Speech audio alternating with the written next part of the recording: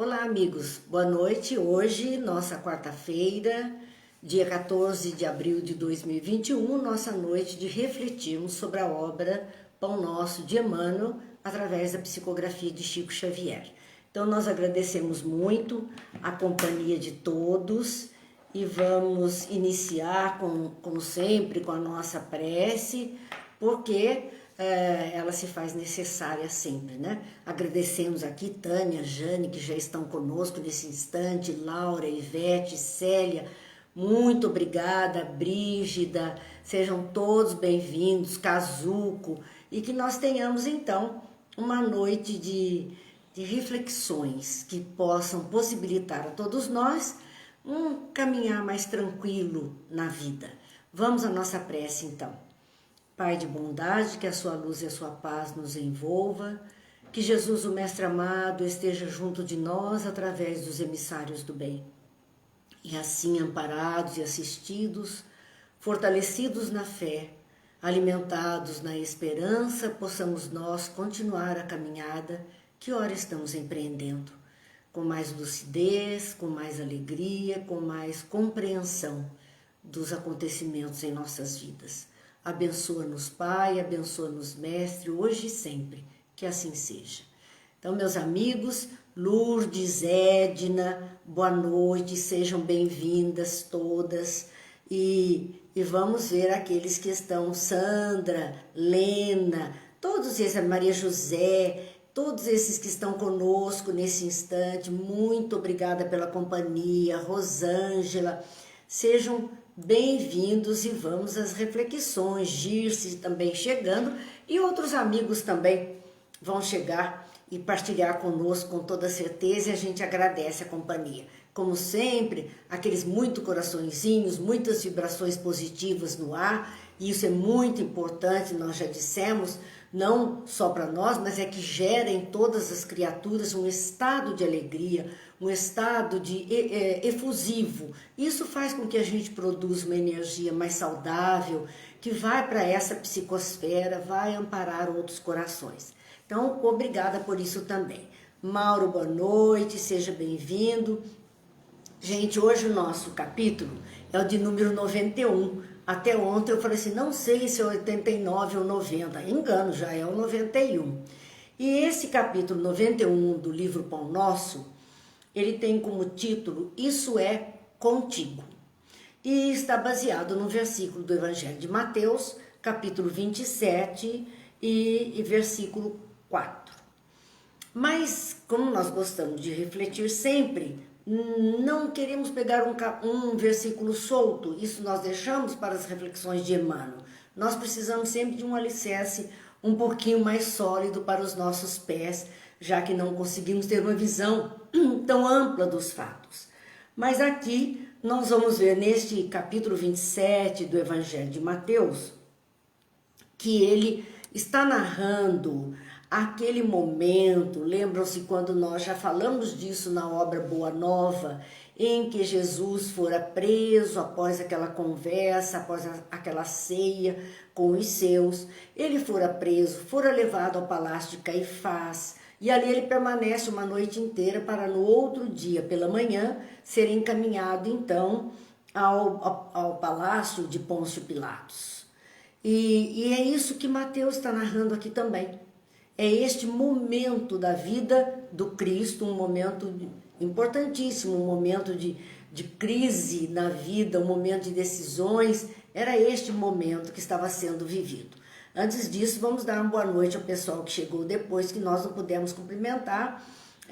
Vamos ver então a Edna, o Júlio, a Rosa, Jaqueline, Terezinha, Beth. Sejam bem-vindos, que Deus nos abençoe, Silvia, Eliana, sejam todos bem-vindos. Neste momento,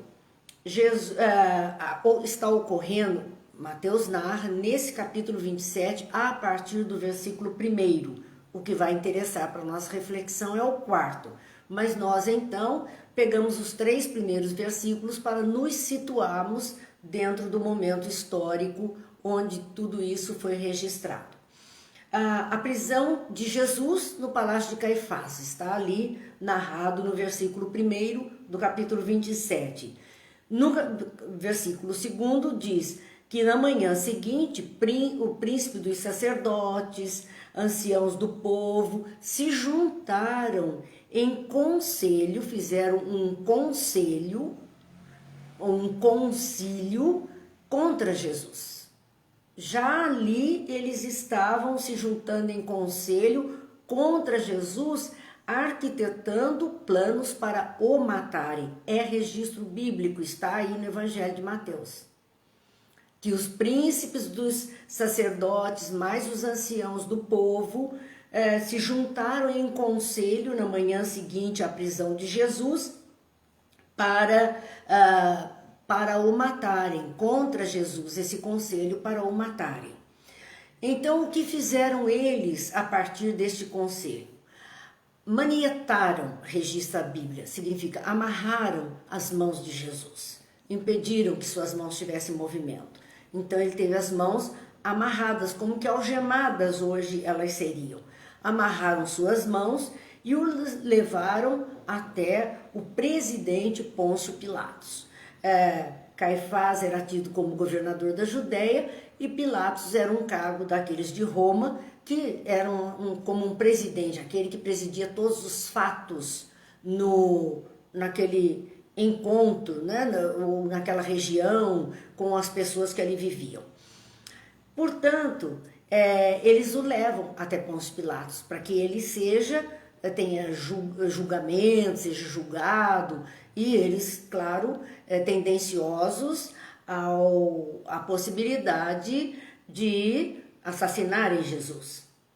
Judas, que era aquele discípulo considerado o traidor, e o registro bíblico assim diz da pessoa dele no versículo 3, Judas, o traidor, porque ele traiu a confiança de Jesus, ele traiu o trabalho de Jesus, ele traiu os seus companheiros de equipe ao vender Jesus para o inimigo, ao entregar Jesus para o inimigo.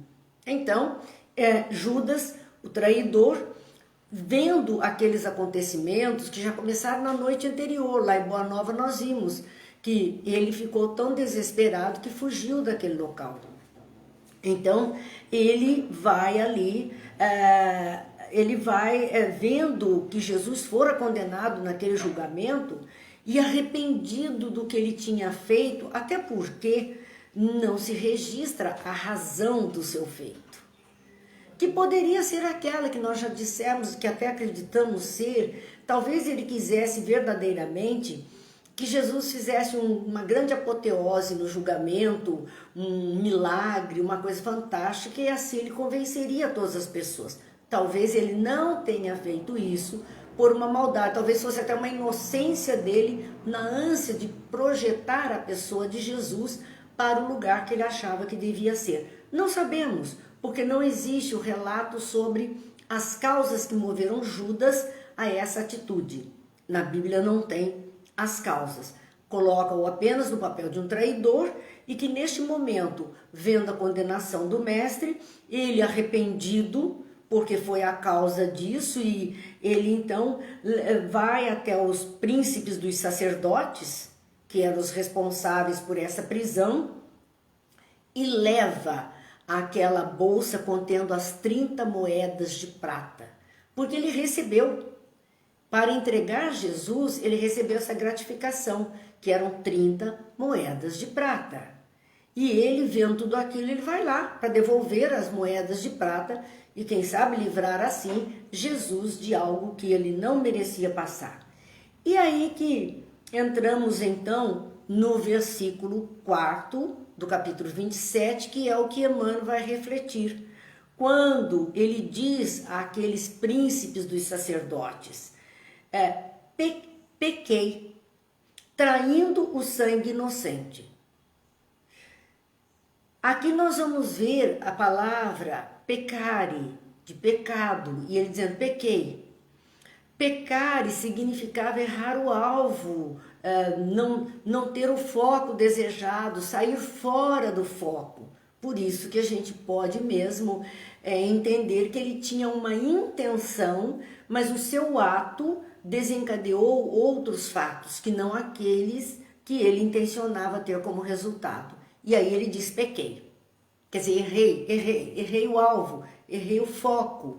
Não era isso que eu desejava. E, portanto, ele justifica a razão dele ter tomado ciência de que ele errou o fato, o foco do fato. Ele diz assim, pequei traindo o sangue de um inocente. Ele coloca Jesus como inocente. E o sangue, sempre na Bíblia, ele representa a vida. A vida é o fluido vital de todos nós. E ele extrair a vida, o pulsar da vida, a força da vida de uma pessoa inocente que fazia um trabalho. Ele disse, eu traí isso. Quer dizer, eu estou impedindo esse trabalho. Então, eles responderam a ele naquele momento em que ele entrega aquelas 30 moedas. Ele diz, que nos importa? Característico desses hipócritas, característico dos fingidos, característico daqueles homens que manipulam tudo pelo poder. Que nos importa a consequência? Que nos importa? Isso é contigo. Problema seu se você acha que errou, que não deveria ter feito, já está feito. Problema seu. A nós pouco interessa. Quer dizer, não tinham nem a consideração com a pessoa. E é assim que essas pessoas que anseiam por tanto poder agem. Isso é contigo, que me importa? Você caiu na minha, você veio e fez o que eu desejava, eu consegui que você aderisse ao meu pensamento, agora é problema seu se livrar da sua culpa. E narra a Bíblia que ele sai dali e vai suicidar-se. Então, é a narrativa deste momento. Vamos ainda a um pessoal que chegou e que nós não dissemos boa noite, e eu fico com consciência culpada de não vê-los aqui. A Crista, a Regiane, que está conosco nesse instante, Regiane Rodrigues, a Ângela Folter, Edith, Divone, Marcelo, a Cida Hoffman, Sônia Maria. Sônia Maria diz, boa noite a todos e para a minha família. Como é a minha família? Boa noite, família. Reginaldo Moreira, de Pinda, nosso companheiro, Mara Cristina, Cláudia Berbari, Luísa Folgueiras. Que bom que nós estamos juntos. Mas a gente vê a Sônia Maria dizendo assim, que triste isso. A gente vê esse relato, olha, e triste porque ele ficou tão desesperado, fora enganado, tanto quanto ele traiu o outro, ele também foi traído naquilo que ele desejava, ficou tão desesperado que foi suicidar-se, e o término de sua vida é pelo suicídio. Que uns narram, algum relato bíblico, um apóstolo narra que ele enfocou-se, e outro narra que ele se atirou num precipício. Então não temos bem uma certeza do tipo de morte de Judas, mas ele acabou se matando mesmo, por conta disso. Essa narrativa bíblica, na sequência, a Tânia diz assim, ninguém nasce para ser ruim. Não, todos nós somos criados por Deus para sermos bons. O ruim em nós, o mal em nós é a ausência do bem ou a ausência da bondade. Significa que não estamos exercitando aquilo que Deus nos dotou, que seria o bem e a bondade. Judas é como qualquer um de nós. Também nasceu para o bem, para o exercício da bondade, para o exercício do bom, como todos os filhos de Deus. E tão filho de Deus quanto nós, enquanto espírito, um dia vai atingir essa plenitude do bem. Porque nós também nos enganamos, nós também pecamos, por isso que Jesus disse que atire a primeira pedra aquele que estiver isento de pecado, dos seus enganos. Quem de nós não se enganou na vida em algum ato, em algum fato? Nesta, fora as outras todas que nós já cometemos um punhado de enganos. Ele não nasceu para trair, ele não nasceu para trair. Ele foi tão enganado quanto ele enganou o outro. Houve um ardil e ele caiu nesse ardil. Por isso ele serviu como um instrumento para desencadear aqueles fatos relacionados à vida de Jesus. E se não fosse Judas, de alguma outra forma, algum outro fato, Jesus seria denunciado. Jesus seria denunciado. Hoje nós temos um Supremo aí, um Supremo Tribunal Federal, onde partidos menores querendo tirar a forra de um ou de outro, entram com algum mandato querendo entregar a cabeça do outro. E se não dá certo aquela primeira tentativa, outros vão entrar para ter a segunda tentativa, a terceira tentativa, até que o fato se desenrole. Nós estamos vendo isso num panteão da justiça, das leis, na casa de leis. Não é diferente da cena que nós estamos vendo. Então foi Judas, poderia ter sido outro, se aquele intento dele, vamos supor que os sacerdotes aceitassem as 30 moedas e fossem lá e tirassem a queixa contra Jesus, porque a queixa contra ele é de que ele era um judeu, mas que não estava cumprindo os preceitos do judaísmo, e estava incitando o povo a uma rebeldia à lei judaica. E quem julgou? Roma, que não tinha nada a ver com o judaísmo. Mas que daí eles engendraram tantas coisas sobre Jesus. Por isso que ele disse, ele é inocente. Mas arquitetaram. Então, esses fatos, né? A Cláudia diz, o tempo passa, mas o poder e dinheiro sempre presente. Sim, enquanto o homem for alimentado pelo próprio egoísmo, pelo próprio orgulho, pela vaidade, pelo desejo de superioridade, esses fatos vão acontecer. Esses fatos deixarão de acontecer o dia que os homens se humildarem diante da lei do amor, que é a lei de Deus. E aí sim, baixar essa bola toda do orgulho, da vaidade, do egoísmo, a ânsia pelo poder. A ânsia pelo poder. Há um ditado que diz, se quer conhecer alguém, dê o poder a ele. Aí você vê quem é a pessoa. Então são coisas da natureza humana, ainda, porque a humanidade... em termos evolutivos, nós espíritos que compomos a humanidade terrena, não temos um comportamento homogêneo. Isso aqui é uma grande escola, onde um está no primeiro ano, ou se alfabetizando, e o outro está no 9º ano, concluindo um ciclo, para adentrar um ciclo mais elevado. Então é uma escola. A Ângela diz, vai demorar. Não vai demorar. Vai ser o tempo necessário de que todos alfabetizados cursem o 1º, 2º, 3º e cheguem até o 9º ano. É isso, esse é o tempo que vai demorar. E claro que a escola tem aquela história, né? O aluno que fica muito patinando numa série, ele acaba sendo jubilado e terá que ir para outra escola. Com o nosso planeta a mesma coisa. Aqueles que começarem a patinar muito, que não se apliquem nas lições e não se coloquem em caminho, vão ser jubilados do planeta e vão para outro lugar. Na casa do Pai tem muitas moradas, Jesus falou. Não precisam todos querer morar na terra, existem muitas moradas. Então o que for jubilado, ele vai procurar uma escola compatível com a sua capacidade, com o seu jeito de ser ainda. Mas, vamos lá, né? A Cláudia diz que eu sou muito otimista.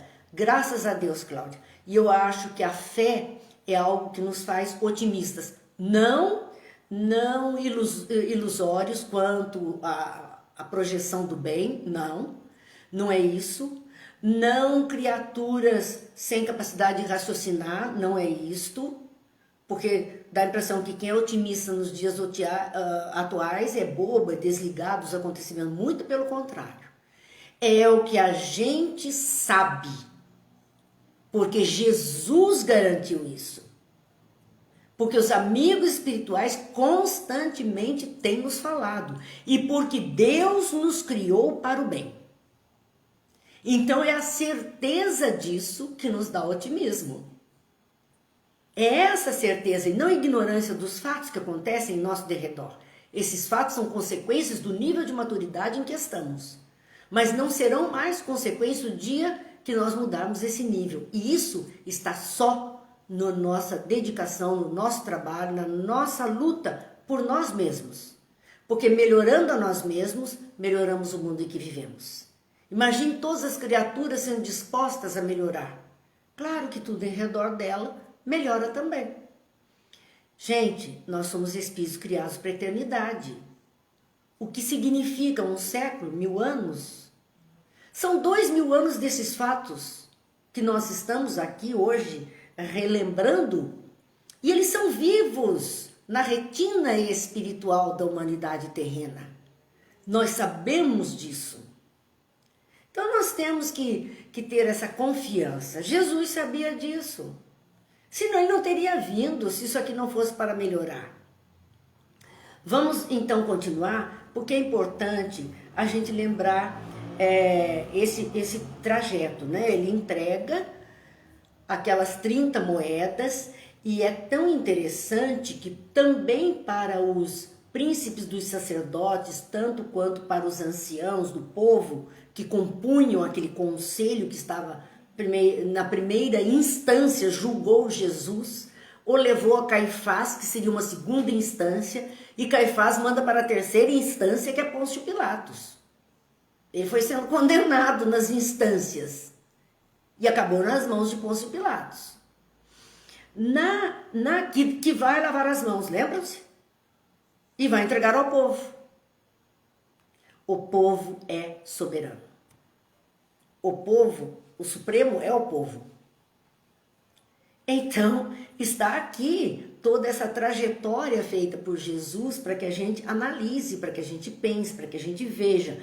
E o fato que eles sabiam até de que estavam cometendo falcatrua, armação, seria a palavra atual, né? Armação com a pessoa de Jesus, que de acordo com o seu estado de religião, com aquilo que abraçavam como roteiro de vida, eles não ficaram com esse 30 moedas de prata, porque ela representava um dinheiro de sangue. Por isso que Judas diz ali, é o sangue inocente, estou traindo sangue inocente.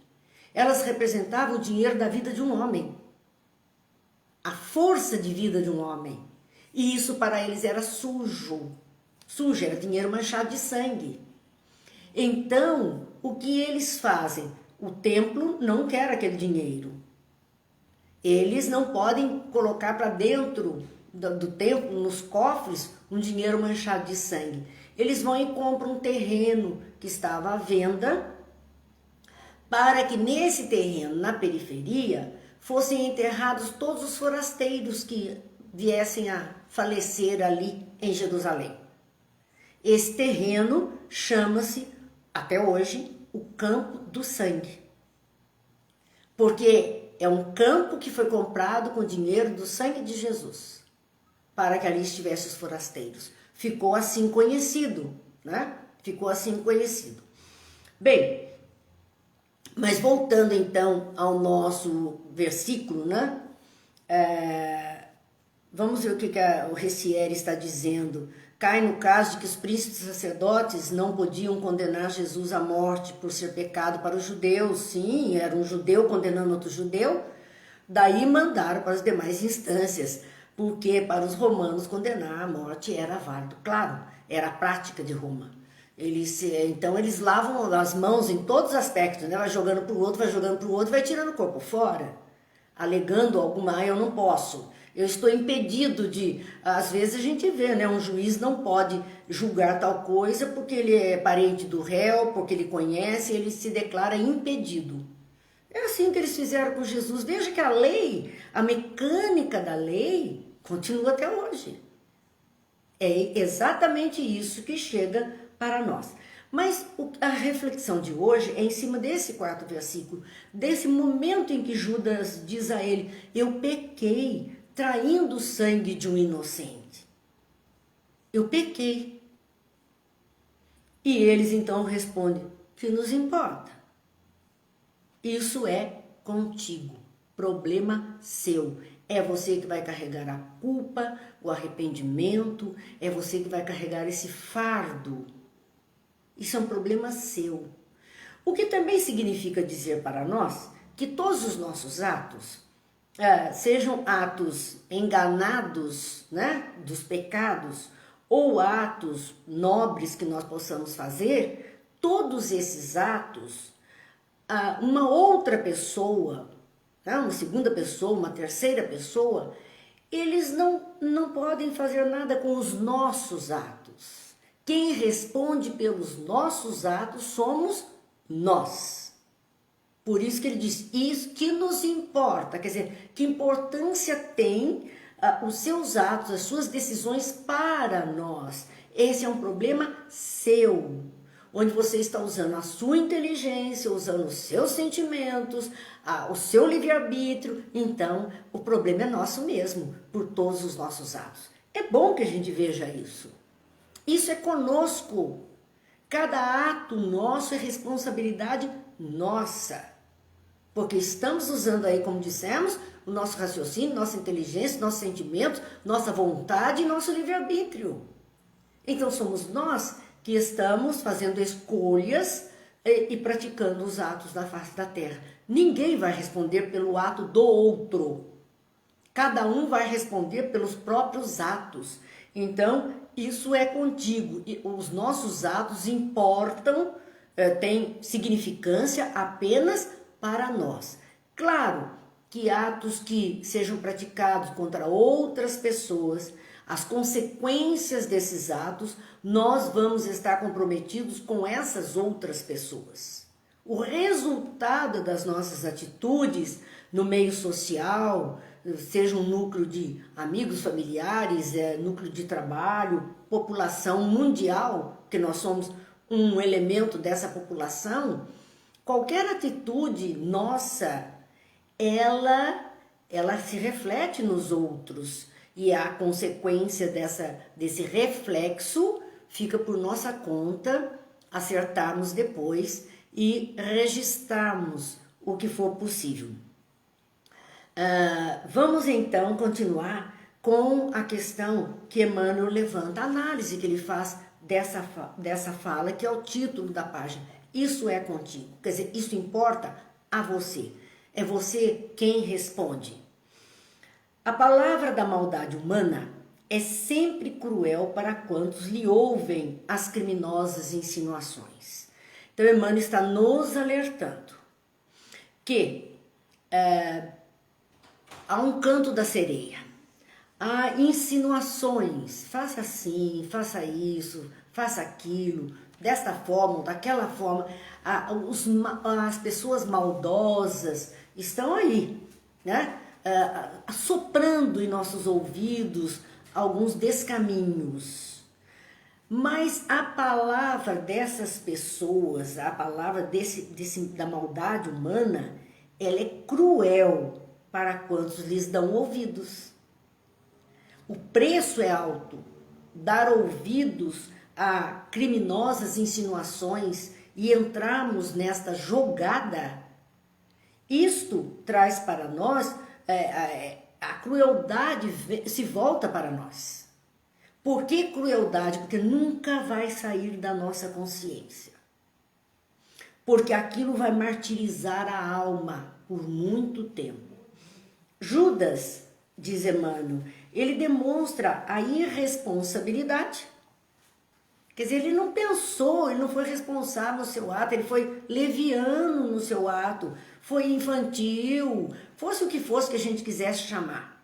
Mas ele deu uma demonstração de irresponsabilidade, ele não foi capaz de pensar as consequências. Mas Emmanuel coloca um outro traço no perfil de Judas, que é interessante.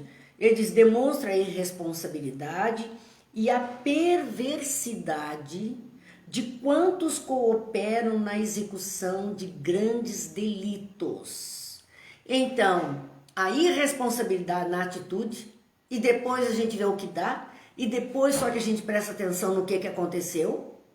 Então, ele ouve, ele entra naquela situação, participa de um grande delito, sem a menor responsabilidade daquilo que está fazendo, daquilo que está acontecendo. Porém, Como isso foi possível? Por que essa má palavra, este convite a uma atitude ruim, essa participação na execução de um grande delito, conseguiu que ele estivesse nesse fato, que a pessoa adentre e participe deste fato? A perversidade. A alma perversa, ainda trazendo esse traço dentro de si. Nós temos um verniz social que é produzido pela nossa educação no lar, educação nas escolas, enfim, nós temos um verniz social. Nós temos relativo domínio sobre os nossos ímpetos, sobre alguns traços que nós trazemos mais agressivos e que a gente procura consciente deles, por isso a autoanálise é importante, a gente procura controlar. Quem colabora muito para que isso aconteça são as religiões, de um modo geral, que nos convidam a pôr freios, a segurar as rédeas desse impulsivo que está em nós. Mas quem de nós garante que já está livre da perversidade, que foi um traço característico de passado, às vezes não tão distante assim? Será que em nossas vidas anteriores, nossas atitudes, não tivemos nada de perverso? A gente vê às vezes uma criança pequena, uma criança, ela pega lá um animalzinho, uma ave, um gatinho e estrangula. Sem razão. Quando deveria, outras pegam e agradam, e protegem, e cuidam. Mas a gente vê aquele que tem essa atitude, que é uma atitude perversa. E é por isso que o Livro dos Espíritos chama a atenção dos pais que observem as suas crianças.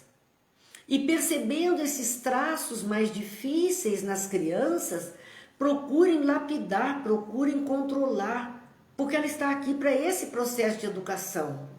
Ela está trazendo uma bagagem anterior que precisa desse processo de educação, precisa ser lapidado. É um diamante bruto que está para ser lapidado. Por conta disto, é preciso ter atenção com ela, para que se observe.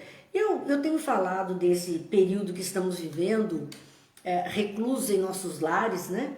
Muitas famílias que não estavam habituadas mais a isso, a viver juntos, pais que por questão de trabalho terceirizavam a educação das suas crianças, a babás, a escolas, a professores, a monitores, enfim, de alguma sorte ele não podia dar atenção muito tempo do seu período do dia ou da noite para aquela criança. E quando chegava em casa, depois do trabalho, às vezes cansado ou ainda trazendo tarefas para fazer, não podia dar toda essa atenção.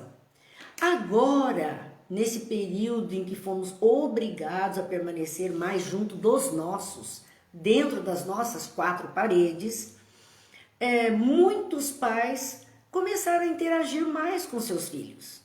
Brincadeiras, observaram mais o processo de educação que está sendo feito dentro do lar, mesmo a educação intelectual que a escola possa oferecer a ele, né? A educação formal, os pais têm colaborado, então está havendo mais uma aproximação. Talvez seja este o momento em que muitos pais estejam descobrindo alguns traços no comportamento desses filhos, que até então eles não tinham percebido, e é a oportunidade que eles estão tendo de, através do amor, da convivência, da presença, ir diluindo ou ir alterando esse comportamento num convite de fazer coisas melhores aqui ou ali, participar de uma forma diferente. Tudo é proveitoso, tudo é proveitoso. Bem, nós temos aqui ainda amigos que estão chegando, estão conosco, a Sebastiana que está conosco, a Tereza, a Ângela de Alcântara. A Ângela mora em João Pessoa, né? E que delícia ouvir a voz, é assim, a gente gosta de ouvir a voz dos amigos e estar juntos, é tão bom. É bom porque distância física é só distância física. Os que se amam jamais se separam. Não importa as distâncias, estamos juntos, unidos pelo coração e pelos pensamentos, pelas nossas vibrações que continuam fluindo no éter, em busca ou ao encontro desses amigos. Então a gente fica feliz de ver os amigos aqui participando conosco. Mas voltando às nossas reflexões, boa noite para a Silvia também que está chegando, voltando às reflexões, Emmanuel está tratando disso, falando desse traço da personalidade dele, Judas. Ele só foi possível de ser acessado pelo mal porque ele tinha esse link perversidade na alma. Ela estava encoberta, ela estava em dormência, em latência dentro dele, mas bastou ser guinchado e ela despertou. E ele teve esse comportamento. Agora veja também que aflição para ele, que tinha escutado tantas coisas boas e de repente ele perceber que a sua atitude foi uma atitude perversa. Por isso que ele fica enlouquecido naquele momento e opta pela saída rápida da vida material através do suicídio. Então nós vemos isso, quer dizer, quem de nós a gente não sabe? O orar e vigiar a nós mesmos, o autoconhecimento, é tudo para nos ajudar a escapar dessas armadilhas dos maus, das maldades terrenas, não darmos brecha, porque só se consegue esse acesso e esse domínio e esse compartilhar, seja do mal ou do bem, porque houve um interesse movido por um ponto qualquer que nós temos na alma e que nos encaminha para um ou outro lado. Emmanuel ainda fala dos alvitres maléficos para o espírito imprevidente. Então, o que acontecerá? Foi uma imprevidência, um espírito imprevidente, e entrou na confusão e acabou convencido porque tinha alguns elementos que possibilitavam isso. Ele diz, em breves tempos, ele se capacita da solidão em que se encontra nos círculos das consequências desastrosas. Ele está com uma turma fazendo alguma coisa ruim, mas se ele for pego, ele vai ter esse gostinho amargo de perceber que ele está só. Essa é uma consequência para o mal vivido, o mal feito dos imprevidentes. Ele está só, ele vai responder sozinho, porque os outros viram as costas, desaparecem. Então, ele vai perceber a solidão em que se encontra nos círculos das consequências desastrosas. E ainda que materialmente ele estivesse junto com alguém mais responsável pelos fatos, a consciência é própria. E este círculo íntimo de consciência é de nós para conosco mesmos. Então a solidão se faz. É a sós que nós vamos nos enfrentar com as nossas atitudes mais favoráveis ou menos favoráveis na vida. E quem age corretamente, continua Emmanuel analisando, encontrará nos felizes resultados de suas iniciativas aluviões de companheiros que lhe desejam partilhar as vitórias. Semelhante atrai semelhante. Quem se compraz no mal, arranja companheiros no mal. Só que quando o resultado do mal se faz claro, todos fogem e sobra algum sozinho para responder pelo ato. Aquele que se compraz do bem, do agir corretamente, ele vai arranjar também um punhado de pessoas com as mesmas intenções. Só que essas pessoas querem partilhar com ele, querem ser companheiros na jornada e desejam partilhar, sim, das vitórias também, do resultado dos atos bons. Entretanto, diz Emmanuel, raramente sentirá a presença de alguém que lhe comungue a aflição nos dias de derrota temporária. Enquanto ele estiver dando resultado, enquanto ele estiver no poder, enquanto ele está sendo homenageado, tem uma coorte de companheiros participando dos mesmos eventos e ali assessorando e junto dele. Experimenta cair, perder o poder.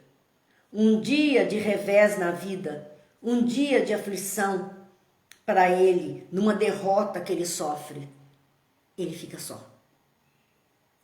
Ele vai ser abandonado por uma grande... Sobram pouquíssimas pessoas na nossa vida. São muito poucos aqueles que permanecem ao nosso lado no momento de dificuldade, onde caímos, onde fomos derrotados, onde de alguma forma não estamos no sucesso desejado. Viram as costas, vão embora. Então não testemunham, não dão força no momento de aflição, de uma derrota, e colocam, Emmanuel, temporária.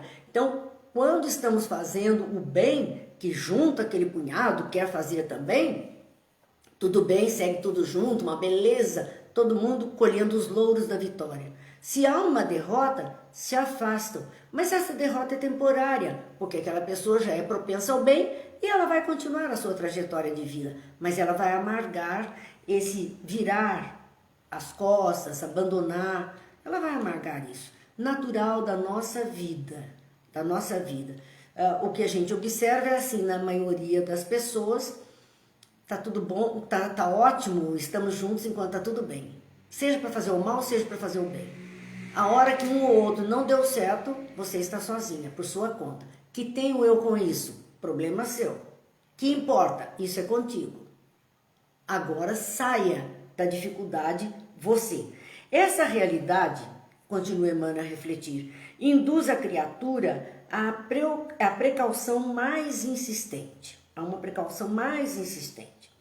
A experiência amarga de Jesus repete-se com a maioria dos homens. Aquilo que Jesus viveu de traição, de engano, das instâncias todas para as quais ele foi julgado, de um para outro lado, diz Emmanuel, isso acontece com a maioria das criaturas. O abandono, a separação acontece com a maioria das criaturas. Então, mais precaução nós temos que ter quando das nossas ações, sabe, às vezes de boa fé se abre muito o leque para tantas criaturas. Nem todas permanecerão. O menos para nós vai ser sempre mais, porque vai ser exatamente o que nós podemos confiar. As traições, cada um está defendendo aquilo que resolve o seu problema, especialmente o problema material, resolve o seu problema. Há quem ouça delituosas insinuações de malícia ou da indisciplina no que concerne à tranquilidade interior.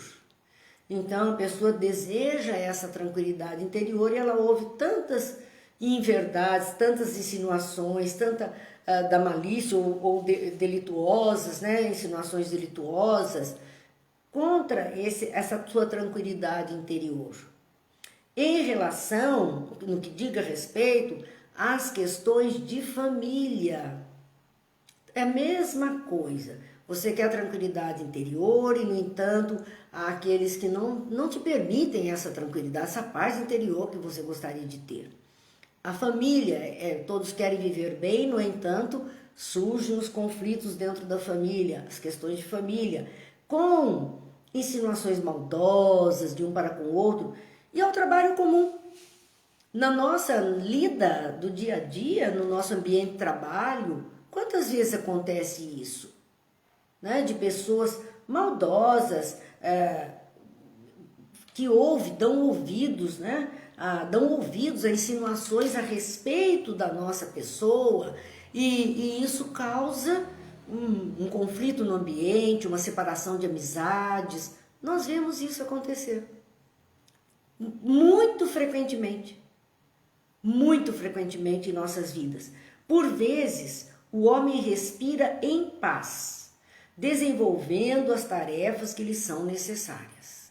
Então, algumas vezes, aquele que é o cumpridor do seu dever está levando uma vidinha tranquila, uma vidinha pacífica, cumprindo a sua parte. Todavia, então, espera, isso não é o ponto final. Ele está vivendo em paz porque está cumprindo os seus deveres, é uma criatura honrada, cumpre os seus deveres, mas o que diz Emmanuel, todavia, é alcançado pelo conselho da inveja ou da desesperação e perturba-se com falsas perspectivas. Aqui nós nos lembramos até de uma historinha, faz tempo que eu não lembro historinhas, mas de vez em quando ela vem à tona, né? De um homem que era um lavrador, trabalhava de sol a sol no campo, uma vida sofrida, uma vida humilde, mas ele estava sempre muito contentinho, muito feliz, cumpria a sua jornada de trabalho muito feliz, muito tranquilo. Até que um dia ele estava lá em pleno sol ardente, fazendo o seu trabalho da roça, e ele viu passar um outro homem numa carroça pela estrada. Disse: "Oh, você está aí neste sol trabalhando? Ah, que isso, rapaz, você está se matando aí." E ele olhou para aquele homem numa carroça, sentado, né? Mais confortável do que ele, que estava trabalhando. Naquele momento ele sentiu inveja daquele homem. E a sua vida tranquila e boa, com toda a luta, não ficou mais tão tranquila e tão boa. Porque naquele momento ele olhou para o céu e disse: "Oh Deus, puxa vida, eu estou aqui uma vida inteira, nessa vidinha, nessa planta, colhe, luta. Aquele homem tão tranquilo, vai tão bem, olha que beleza, numa carroça, e eu aqui não tenho nada, né?" Ficou muito triste, a vida ficou amarga para ele. Dali para frente ele começa esse estado de amargura a agravar. Passou então um dia que ele estava trabalhando e amargurado. Por conta disso, ele parou com o cabo da enxada, segurando, olhou para o céu e viu passar um avião. E pensou: nossa, bom é aquele homem que está no avião, na sombra, bem vestido, não está suando como eu, vendo paisagem maravilhosa. Olha que vida maravilhosa desse homem. Meu Deus, como eu tenho inveja de uma vida assim. Por que Deus não me dá uma vida desse jeito? Eu aqui nessa luta. No mesmo momento, aquele piloto que estava dirigindo aquele avião estava se sentindo extremamente cansado. Muito aeroporto, não fazia tempo que não via família, de um lado para outro do mundo. Ele estava mesmo cansado daquela vida, ele tinha todo o conforto material, mas lhe faltava aconchego da família, uma tranquilidade. Então aquele homem do alto do avião, ele olha e enxerga o outro lá no seu terreno, na sua lavoura, com a enxada, o chapéu na cabeça, e disse: ai meu Deus, como eu daria tudo para estar no lugar daquele homem. Em terra, cuidando do meu pedacinho de terra junto da minha família. Então veja, a pessoa está indo muito bem, fazendo a sua vida, dormindo em paz, tranquilo, até que a sua inveja é aguçada. A cobiça existia, estava ali guardadinha, mas o momento que alguém acenou, passou o primeiro homem da carroça, disse: o que você está fazendo aí? Olha o que eu tenho. Despertou a cobiça. E a partir daí ele não foi mais feliz, ele não teve mais paz.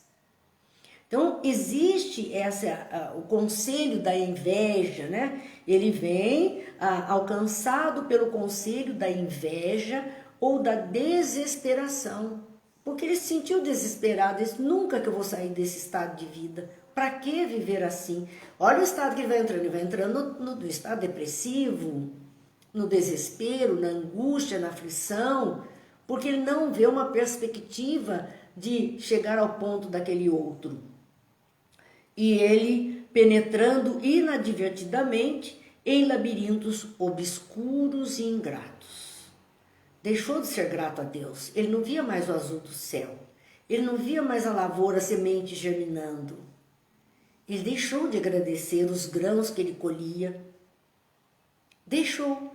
Então a ingratidão se instala por conta da inveja e da desesperação. Não se percebe o que já se tem ou a condição em que se está. Entra-se num desespero enorme, entra-se num estado de inveja muito grande da outra pessoa. E isso nos joga em labirintos escuros. Nos perdemos em reflexões, nos perdemos em nós mesmos e, evidentemente, vamos abrir aquelas brechas mentais para influenciações cada vez piores, mais negativas, mais obsessivas. Nós vamos nos envolver. Quando reconhece o equívoco do cérebro ou do coração, volta-se ansioso para os conselheiros da véspera. Então, o que Judas fez? Ele reconheceu o equívoco da maneira de pensar do seu cérebro ou dos sentimentos que o ligavam ao Cristo. E ele voltou-se para os conselheiros que ele teve naquele momento para ter aquela atitude. Ele teve. Voltou-se para os conselhos. E é uma tendência natural. Vou lá dizer, escuta, eu fiz isso porque vocês disseram e agora que providências vão tomar para me ajudar? Foi exatamente o que ele fez. Mas o mundo inferior, refazendo a observação de Judas, exclama em zombaria: que nos importa? Isso é contigo.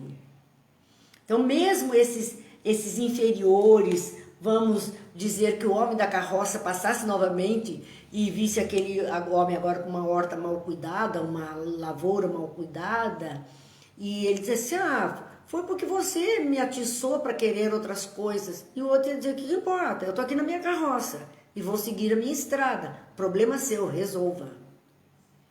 É isto que Emmanuel chama atenção, que está no Evangelho de Jesus e que foi a resposta que Judas recebeu.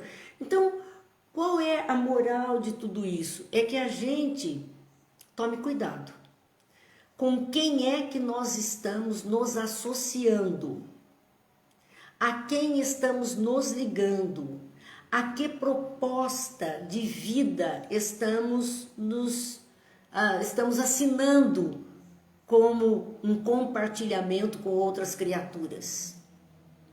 Porque a hora que tiver qualquer queda e nós corremos atrás daqueles que nos ofereceram uma segurança factícia, porque não é real, nós vamos ter essa resposta.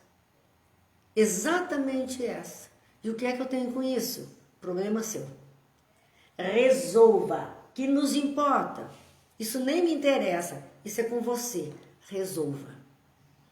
Seja do lado espiritual, do lado material, o convite é que tenhamos cuidado, que tenhamos atenção, que façamos escolhas melhores, para que nos momentos difíceis nós tenhamos um amparo verdadeiro e não criaturas que vão simplesmente nos abandonar no meio do caminho. Essa é uma situação de vida que acontece muito nos nossos dias. São sócios de negócios onde estão muito bem enquanto o negócio está fluindo, a hora que um negócio não vai bem, um procura dar o tombo no outro, sair com o lucro e deixar o outro na hora veja. Acabou-se ali. Ou está tudo em nome do outro, agora você se vire, está em seu nome. São coisas desse tipo. Gente, a gente vê a questão, é uma questão até que sai constantemente aí na televisão, de próprios netos, filhos, parentes, amigos, que fazem empréstimos em nome dos idosos, porque há mais uma facilidade do aposentado, etc., aqueles pequenos empréstimos, e que não pagam, e que depois esse idoso vai responder por um crime que ele não fez. Ele quis ajudar aquela criatura, enquanto estava tudo bem, ótimo. Na hora que ele não pôde mais, largou para que aquele resolva. E agora, isso é contigo, resolva. O que me importa? Ele está curtindo a vida e o que importa se ele deixou o outro numa situação ruim? Essa importância não vai ficar em branco. A consciência registra, vidas futuras virão, onde esse ajuste terá que ser feito. Essa cobrança virá à tona. Então importa sim. Isso é contigo? Não, não é bem assim, isso é conosco, porque nós temos sim esse compromisso de ética, de moral, de vida melhor com as outras criaturas. Bem, estamos nos minutinhos finais, hoje nossa quarta-feira. Lembrando que amanhã nós teremos então as nossas reflexões da obra Boa Nova e nós também amanhã temos uma palestra, horário do Brasil, 13h45. O link está na nossa página aí do Facebook. É uma palestra para um grupo espírita de Viena, na Áustria, que para eles lá é noite, para nós aqui é tarde. Então aqueles que estiverem à tarde e puderem entrar, prestigiem as pessoas, os nossos companheiros que estão fora do Brasil têm muito mais dificuldade do que nós para ter um centro espírita. Nós aqui temos muita facilidade e eles têm muita dificuldade, são batalhadores. Então pensemos nisso.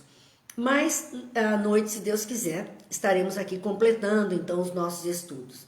Vamos pedindo a Deus, pedindo a Jesus, à equipe de médicos do espaço, aos benfeitores espirituais, que possam introduzir nas águas que temos em nossas casas, a cabeceira dos doentes, nos leitos de dor, que possam colocar nessas águas os fluidos salutares, as bênçãos que nós necessitamos, todos nós, seja o calmante, o fortalecedor, o revigorante, aquilo que traga saúde, aquilo que elimine as dores, aquilo que preencha o vazio das criaturas, não importa.